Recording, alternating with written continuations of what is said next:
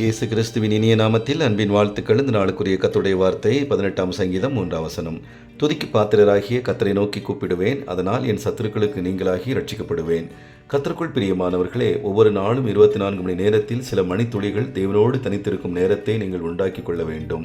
வாரத்தில் 7 நாட்களில் ஒரு நாள் ஞாயிற்றுக்கிழமை நீங்கள் சபை ஐக்கியமாக இணைந்து கர்த்தரை ஆராதிப்பதற்கும் குடும்ப உறவுகளுடன் இணைந்து நேரத்தை செலவிடுவதற்கும் தெரிந்து கொள்ள வேண்டும்.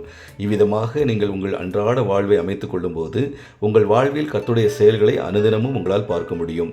நீங்கள் எவ்வளவுதான் திட்டமிட்டு கஷ்டப்பட்டு எவ்வளவு கடினமான வேலைகளை செய்தாலும் கர்த்தருடைய செயல்களை உங்களால் பார்க்க முடியாவிட்டால் வெகு விரைவில் உங்கள் வாழ்வே உங்களுக்கு பெரிய சுமையாக மாறிவிடும்.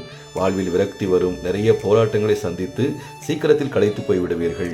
ஒரு கட்டத்தில் எல்லாவற்றையும் வேண்டா வெறுப்பாக செய்ய ஆரம்பித்து விடுவீர்கள். எனவே தேவனோடு உள்ள உறவு மிகவும் அவசியம்.